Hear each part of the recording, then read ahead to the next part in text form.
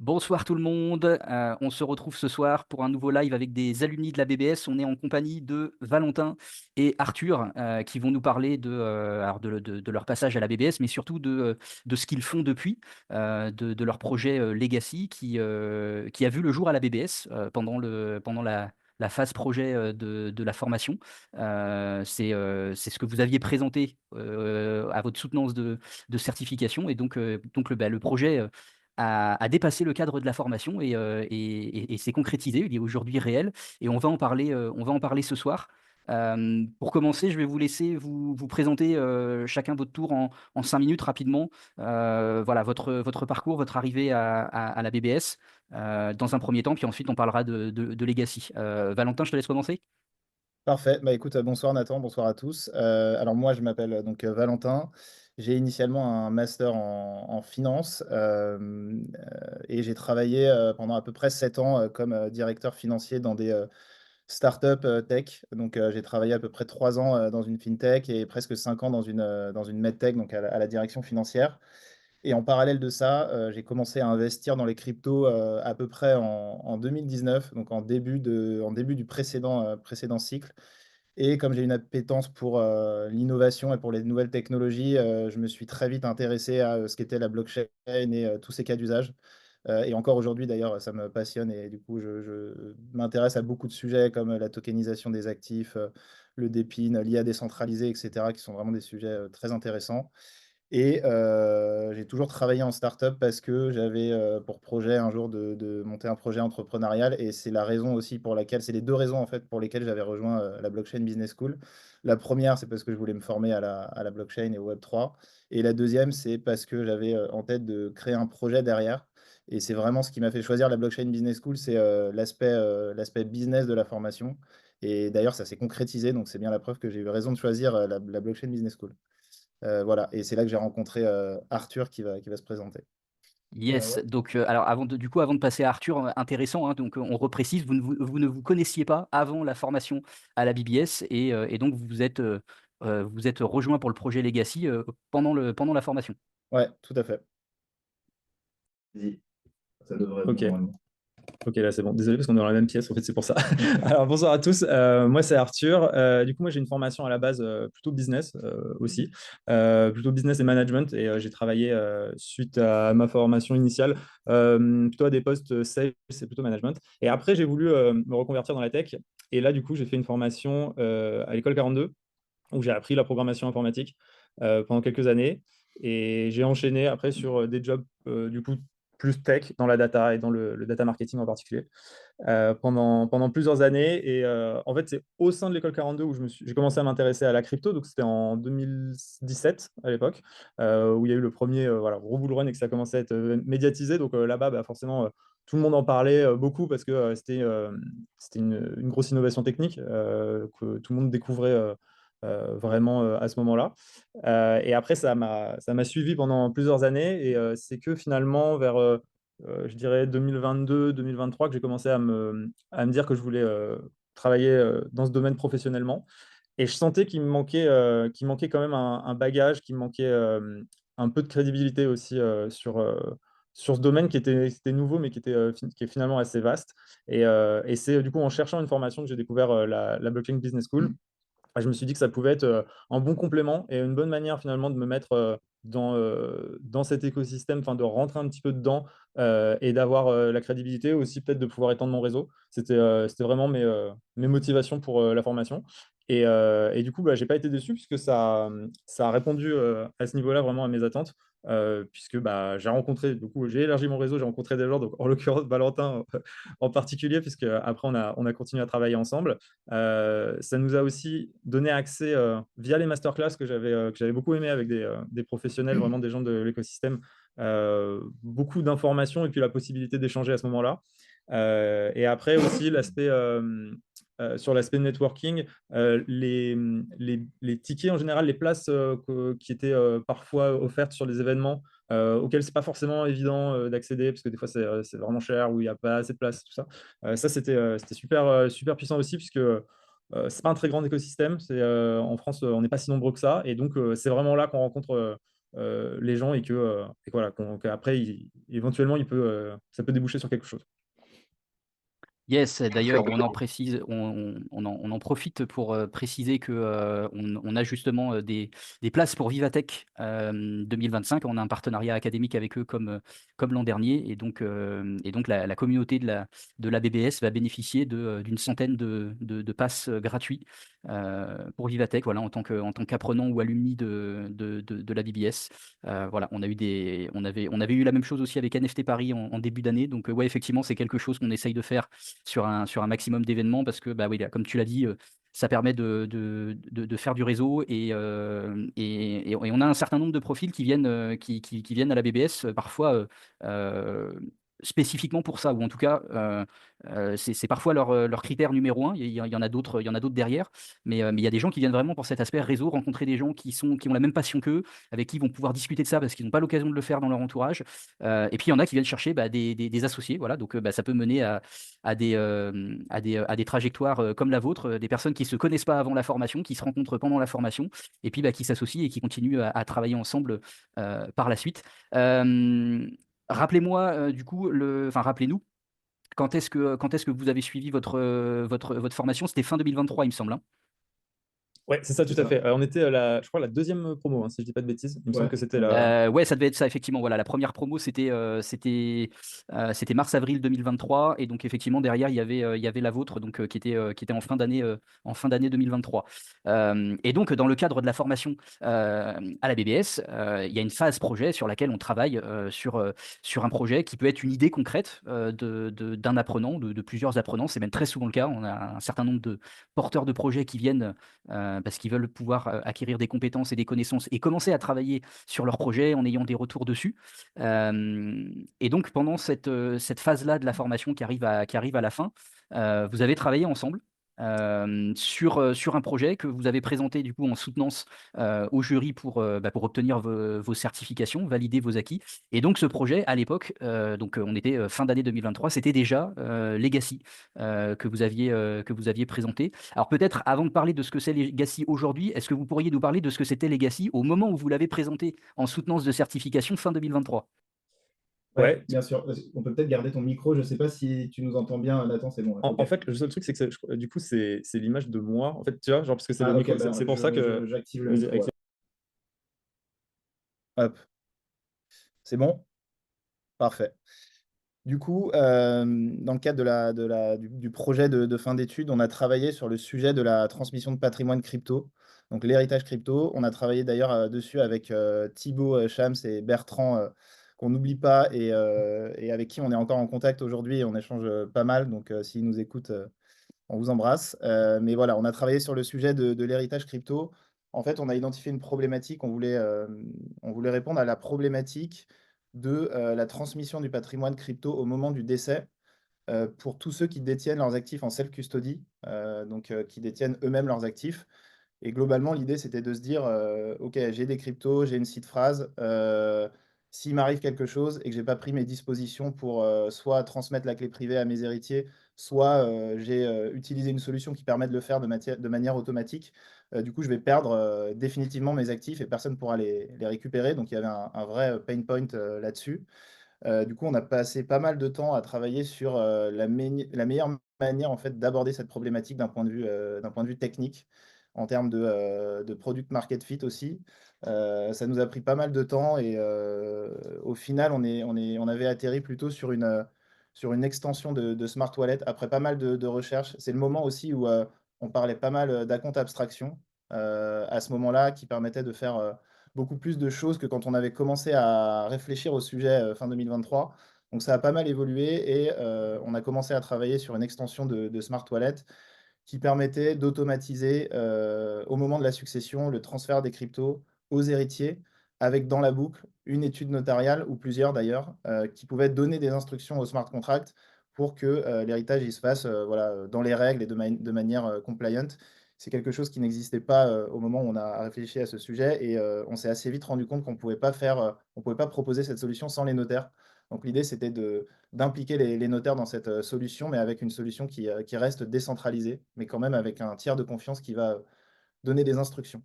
Donc, on a bossé pas mal de temps sur ce sujet. On a fait un hackathon aussi de SIA Partners. Et au bout d'un moment, donc je peux déjà parler de pourquoi on a pivoté. On a parlé avec pas mal de prospects, etc. Et on s'est rendu compte qu'il n'y avait pas suffisamment de... En fait, que le besoin était là, mais qu'il n'y avait pas suffisamment d'intérêt et d'urgence pour que nos prospects soient prêts à payer pour le service. On avait des difficultés aussi pour trouver un modèle pérenne, parce qu'on parle de succession, donc on parle d'un événement qui va se passer dans plusieurs années. Et bien évidemment, nos prospects ne se voyaient pas payer un abonnement toute leur vie pour quelque chose qui allait se passer dans le futur et qui allait bénéficier en plus de ça à leurs héritiers. Donc, on avait aussi des problématiques de modèle. Et on parlait donc de succession, mais aussi de donation en crypto. Et en fait, quand on parlait avec nos prospects de donation et du coup d'optimisation fiscale, on s'est rendu compte qu'il y avait beaucoup plus d'intérêt pour ce sujet parce qu'il y avait un bénéfice immédiat évident qui est d'économiser de l'argent. Parce qu'il faut savoir que les donations en crypto en France, c'est assez intéressant parce que ça permet d'effacer la plus-value. Donc ça, tout le monde ne le sait pas, mais quand on transmet une crypto à ses héritiers, on va pouvoir effacer la plus-value. Ensuite, l'héritier, il va payer de la plus-value, mais uniquement sur la plus-value qu'il va réaliser entre le jour de la donation et le jour où il va céder ses actifs. Et en plus de ça, tant qu'on reste dans les abattements fiscaux, bah, on peut faire des donations sans payer aucun impôt, hormis les frais de notaire. Donc ça peut être vraiment très intéressant d'optimiser sa fiscalité de cette manière dans une logique de transmission de patrimoine. Ce qui fait qu'on a dans un premier temps pivoté sur le sujet spécifique des donations. Et en fait, en travaillant sur les donations, on a voulu élargir à l'optimisation fiscale crypto, donc de manière un peu plus large. Et là, on a exploré toutes les possibilités pour optimiser sa fiscalité en France et en Europe. C'est là où on est tombé sur le sujet du crédit lombard, qui existe depuis très longtemps sur pas mal d'actifs traditionnels, mais qui n'existaient pas encore sur les cryptos. Donc, on a exploré ce sujet et aujourd'hui, on travaille essentiellement sur ce service-là. Et également, on veut ajouter à notre offre de service tout ce qui est projet d'expatriation aussi pour nos clients. Donc ça, c'est un sujet beaucoup plus vaste et complexe. Donc on commence à peine à travailler sur le sujet. Mais voilà, donc aujourd'hui, on a pivoté et aujourd'hui, on fait du conseil pour aider les investisseurs à optimiser leur fiscalité crypto et aider aussi les entreprises à optimiser leur trésorerie, avec notamment donc, le service de Crédit Lombard dont l'intérêt est de mettre ces actifs, donc ces cryptos, en collatéral, en garantie contre un emprunt en devise, donc en euros, euh, pour obtenir des liquidités rapidement, garder la propriété de ces actifs, donc ne pas les vendre, ce qui veut dire ne pas passer par la case cession et donc imposition à 30% des plus-values. Et donc ça a un intérêt très très fort voilà, de déjà décaler l'imposition dans le temps et en plus de ça, de permettre d'avoir des liquidités rapidement qui peuvent servir soit à être réinvesties, soit à financer son train de vie courant ou à d'autres, ou même à d'autres choses. En fait, il y a pas de règle là-dessus. Ouais, c'est Voilà. ça, c'est vachement intéressant parce qu'on parle souvent dans l'immobilier notamment, de ce levier qu'est le prêt, en fait, d'obtenir un prêt, bah, notamment parce qu'on a déjà des biens immobiliers qu'on fait travailler, qu'on fait fructifier, notamment en les louant. Et donc bah, grâce à ça qu'on va aussi avoir plus facilement un prêt avec son banquier pour pouvoir acquérir un nouveau bien qui va lui aussi rapporter des fruits et ainsi de suite. Et donc là, du coup, ben, on peut faire la même chose avec ces cryptos. Et donc, comme tu l'as dit, sans passer par ce cash out qui est un fait générateur d'imposition. Et bon, bah, voilà, la fiscalité, est-ce qu'elle est en France, hein, au-delà du pourcentage, il y a aussi les process, hein, de déclaration, de calcul de plus-value Ouais. que ça impose.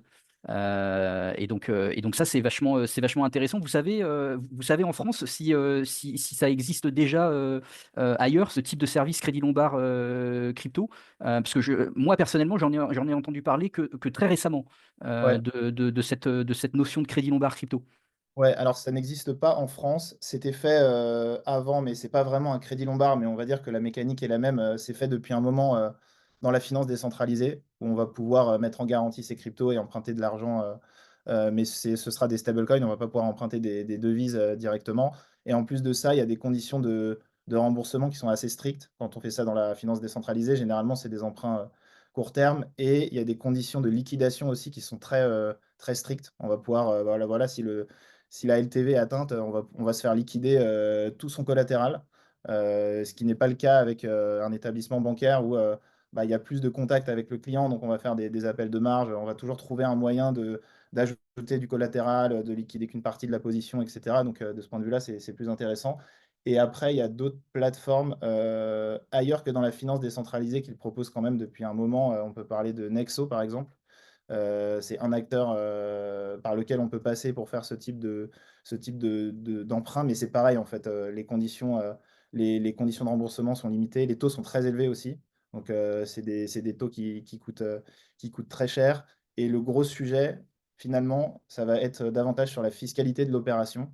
Quand on va passer par un protocole de finance décentralisé ou par une plateforme comme Nexo, étant donné qu'il y a un flou juridique sur le sujet, dans la majorité des cas, l'administration fiscale va pouvoir considérer que, il y a eu une cession, il y a eu un transfert de propriété, et que globalement, pour un investisseur, c'est risqué de passer par ces solutions-là pour faire un emprunt garanti par des cryptos.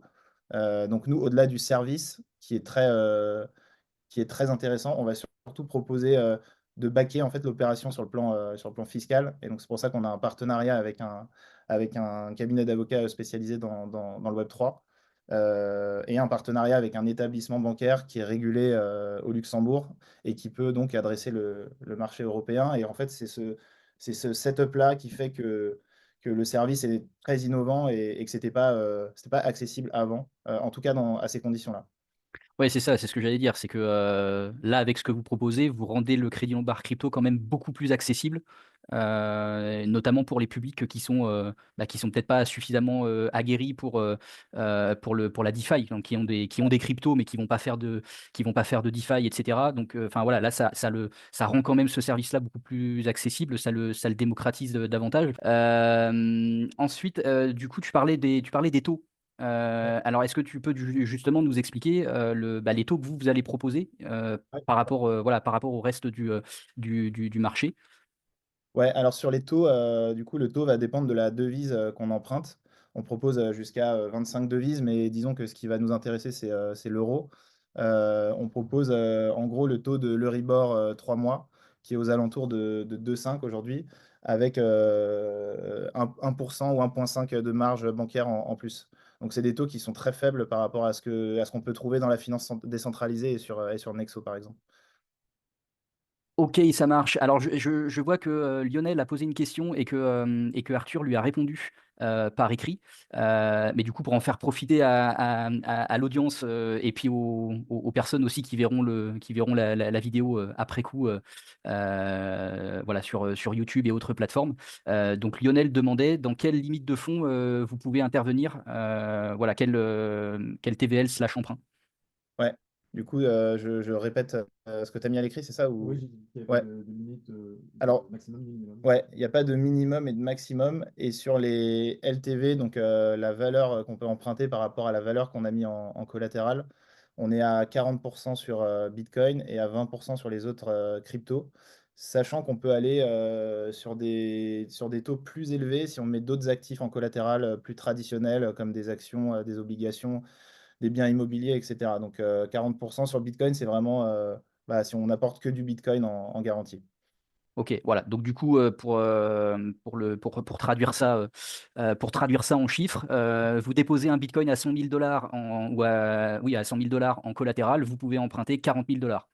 Tout à fait, c'est ça, exactement. Voilà. Ce qui, j'imagine, est calculé de façon à ce que il y ait quand même un degré de certitude dans la capacité à rembourser et que le collatéral puisse couvrir l'emprunt.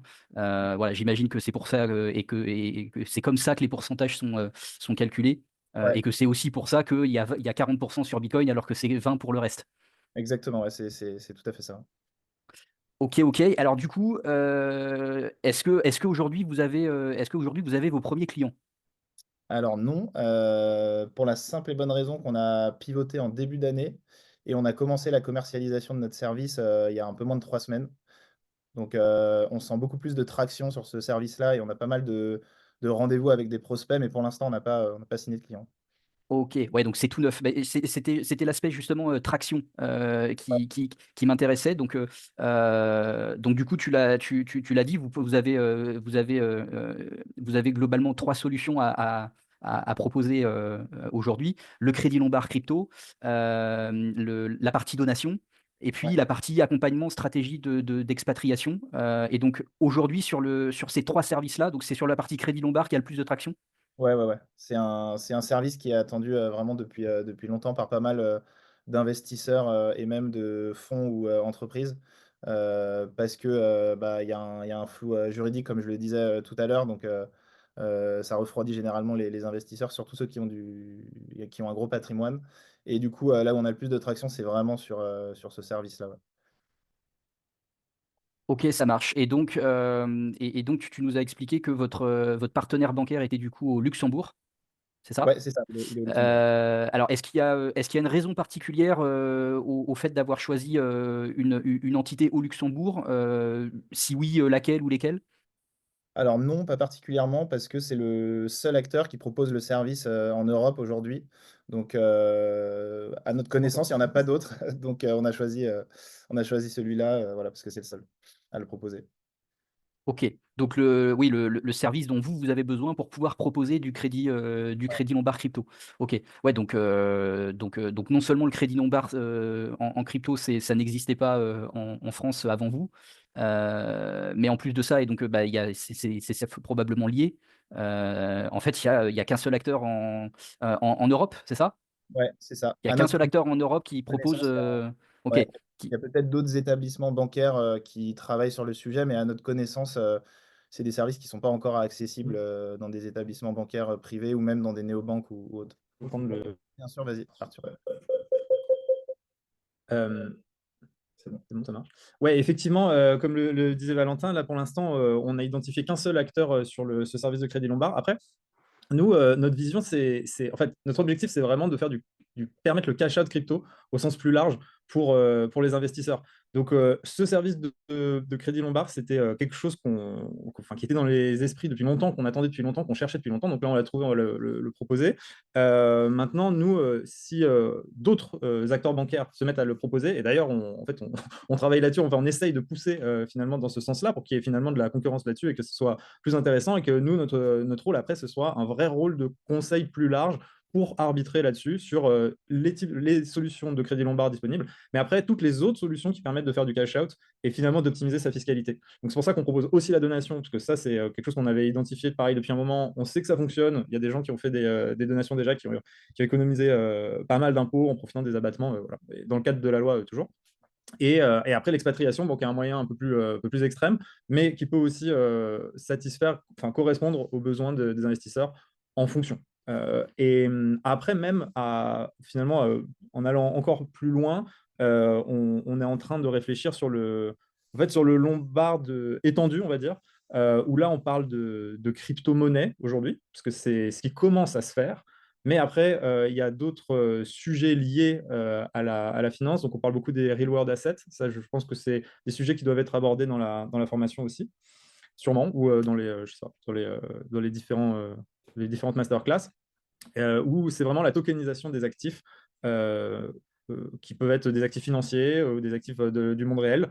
Et là, ça prend encore plus de sens par rapport à ça. Parce que du coup, on pourrait, et c'est vers ce vers quoi on se dirige, et vraiment qu'on essaye de pousser, on pourrait collatéraliser non seulement des crypto-monnaies, mais tout type d'actifs tokenisés.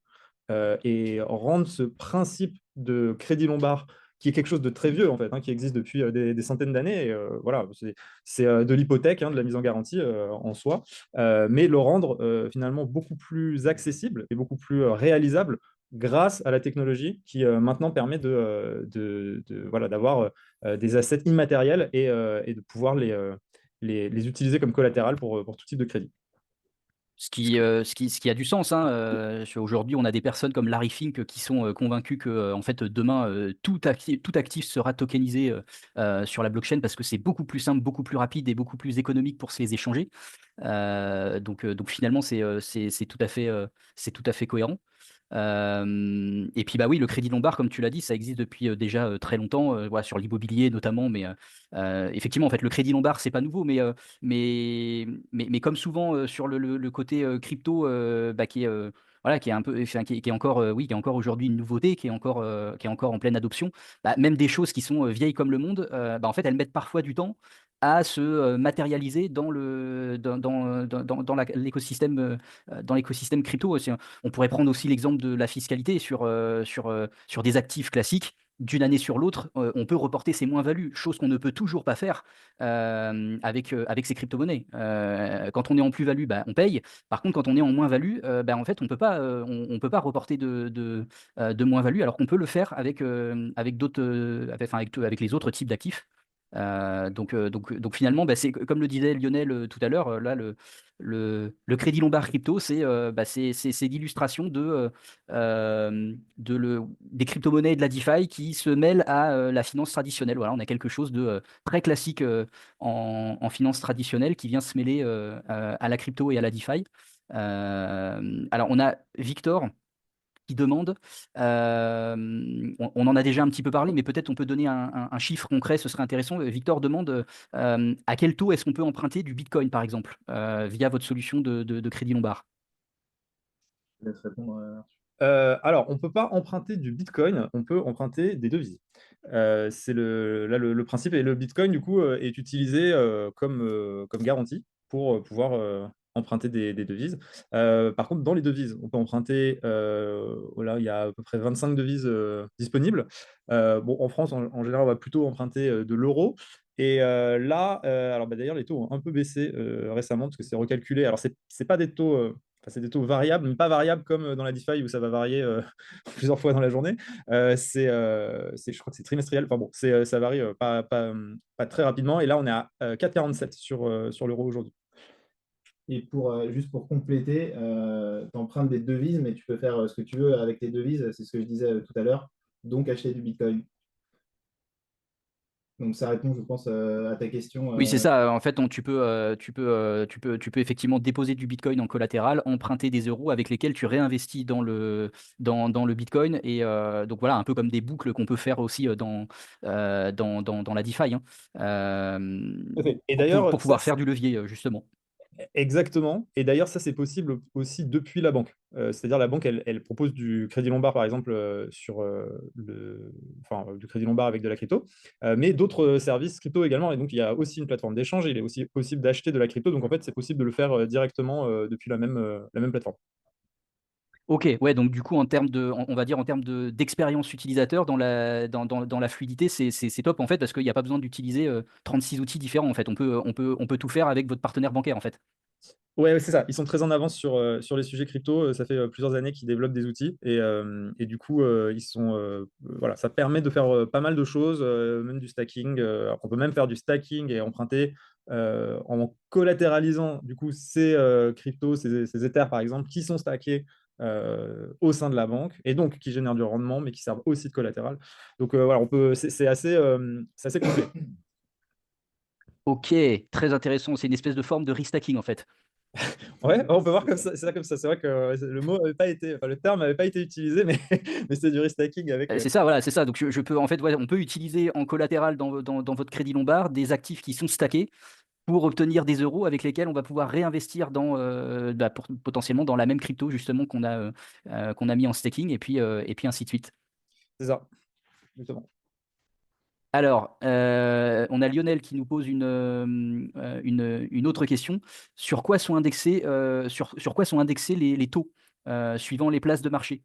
Et donc, il nous dit après, le crédit Lombard, c'est le crédit municipal du Web3 finalement. Je te laisse la parole. Ouais. On parle bien des taux d'intérêt encore, juste pour clarifier la question. Oui, je pense, Lionel, tu nous confirmes ça par écrit, mais effectivement, je pense je pense qu'il parle des taux d'intérêt, oui. Ok. C'est ce que je disais tout à l'heure, c'est indexé sur le taux Euribor 3 mois. Pour l'euro, pour ce qui est de l'euro en tout cas. Mais Euribor 3 mois qui est, je crois, aux alentours des 2,56% actuellement. Ok.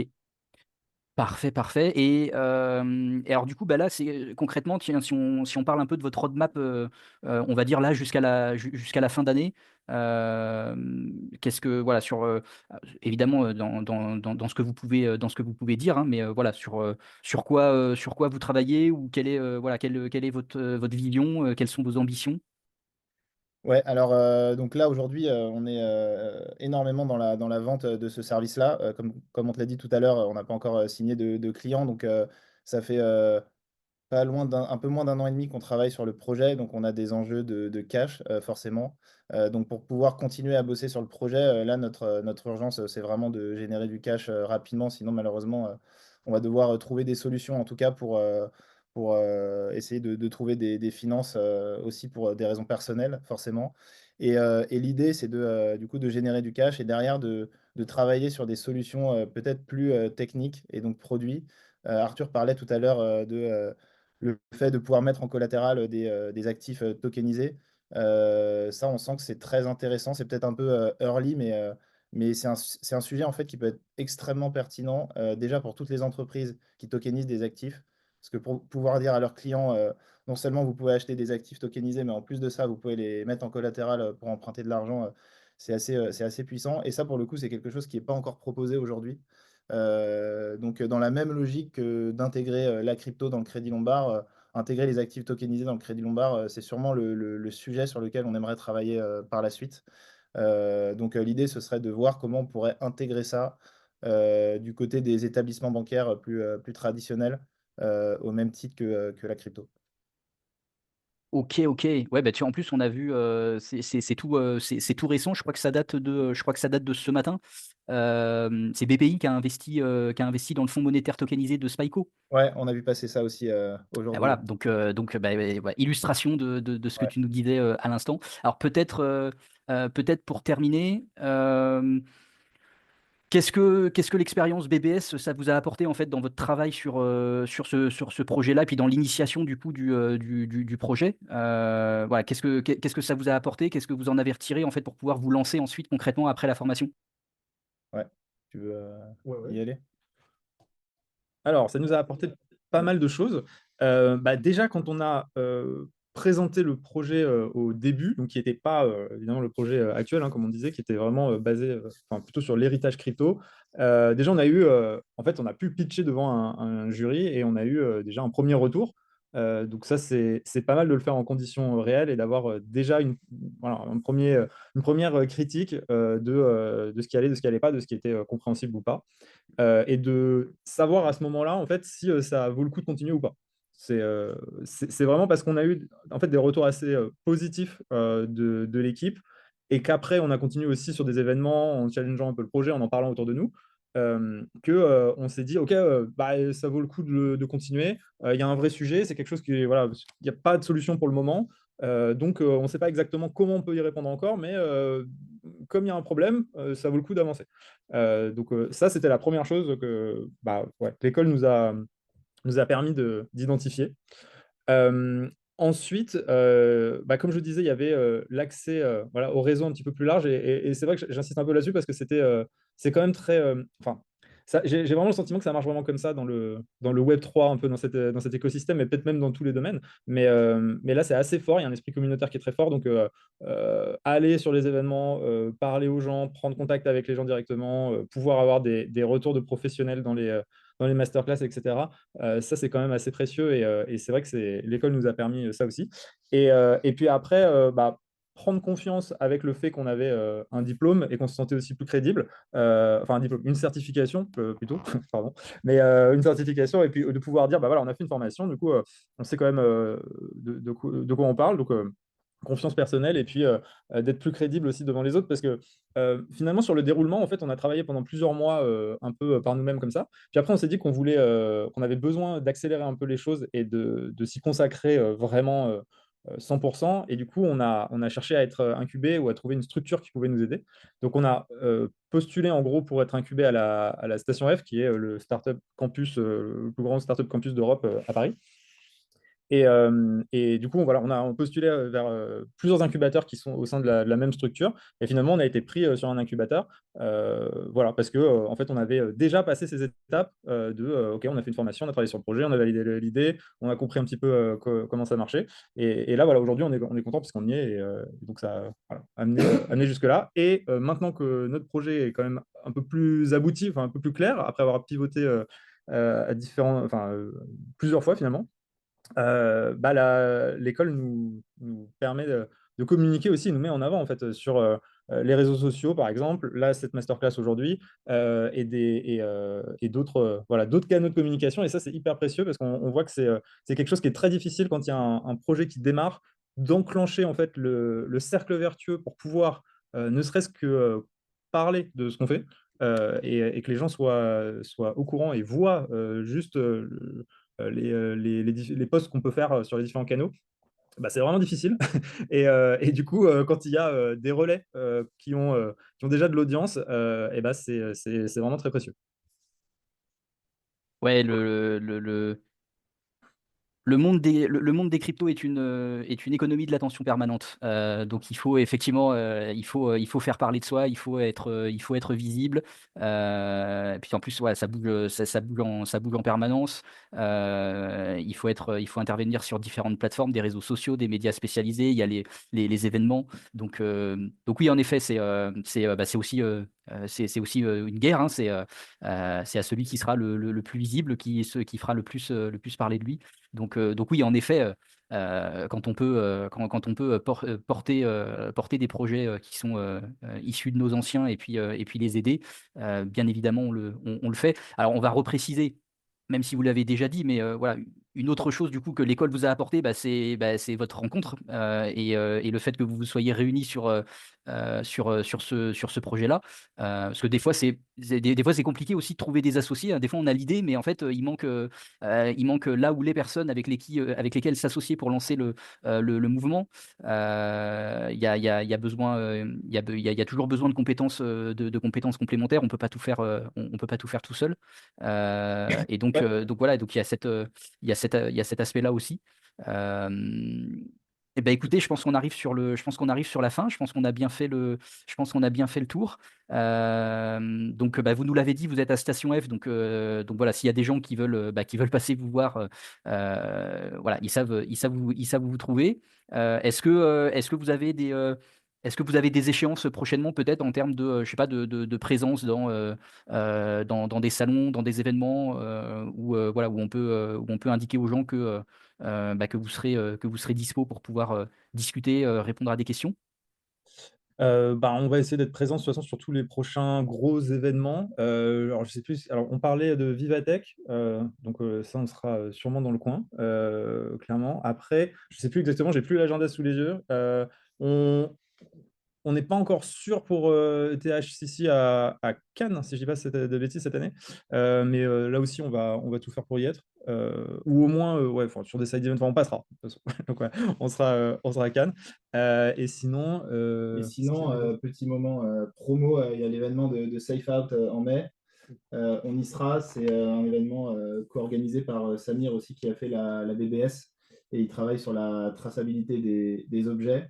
Venez à l'événement avec grand plaisir et Jean-Alexandre et Samir vont vous envoyer des invitations. Donc ce sera le moment de se rencontrer à ce moment-là. Et si vous voulez passer nous voir à la station F, on a des invitations. Donc surtout n'hésitez pas à nous contacter. On peut vous faire un petit tour de station F pour vous montrer comment ça se passe et c'est avec grand plaisir. Ouais. Et l'événement Safe Out, du coup, c'est le 23 mai à la station F, du coup, dans l'espace Et des. oui, parce que du coup, effectivement, le projet Safe Out donc de Jean-Alexandre et Samir, donc voilà, qui a fait BBS aussi, comme tu le disais, Valentin. Safe Out est aussi incubé par Station F. Donc la BBS aussi hein, peut donner des invitations. Hein, on en a aussi. Donc bah oui, effectivement, venez à cet événement. Là, vous aurez plusieurs anciens apprenants du coup de la BBS qui seront sur place, plusieurs projets qui sont passés. Qui sont passés par l'école. Écoutez, là, les gars, vous avez une proposition de Lionel, si besoin d'un stagiaire, ça l'intéresse. Voilà. Donc, si vous voulez voulez pouvoir échanger, voilà, Lionel qui a un bagage professionnel dans le monde bancaire, hein, notamment. Voilà, donc d'où ces questions aussi, hein, je pense que voilà, c'est des sujets qui lui parlent. Ok, bah, super. J'imagine qu'il a notre contact pour Euh, prendre contact avec nous. ouais, faut pas hésiter. Lionel, bah oui, tout à fait. Enfin, avec plaisir, hein, de toute façon, Ah pour ben, voilà. d'autant que vous êtes sur le même Discord, hein, donc Lionel sur le Discord de la BBS, bah, tu n'hésites pas, voilà, tu mets un message dans un salon ou en message privé à Valentin et Arthur. Et donc effectivement, bah, on vous retrouve le 23 mai pour ceux qui viendront à l'événement de Safe Out. Merci à tous les deux d'être venus, voilà, nous parler de votre parcours et puis de ce beau projet. Donc, bah, on le rappelle, hein, le premier en France à proposer du crédit lombard crypto. Donc bah, voilà, une belle proposition quand même. On vous souhaite tout le meilleur. Et puis, bah, de toute façon, on reste en contact, hein. Vous reviendrez nous voir, continuer à nous parler du projet, de ses évolutions, de ce que ça donne. Et donc, bah, tout le meilleur pour la suite du développement de Legacy. Merci Super. beaucoup, Merci Nathan, et merci beaucoup. de nous avoir invités aussi. Et on espère tous vous rencontrer prochainement sur les événements. Merci, ouais, merci énormément. Et puis voilà, si il y en a parmi vous qui ont des questions ou des besoins de conseils sur le cash-out crypto, franchement, n'hésitez pas, on est là pour ça. Voilà. Ou des cryptos à déposer en collatéral pour récupérer des euros. C'est ça, C'est c'est ça. exactement ça. Merci à tous les deux, bonne soirée et puis à bientôt. Merci encore, bonne Merci soirée. À Nathan. bientôt. Ciao. Ciao. Ciao.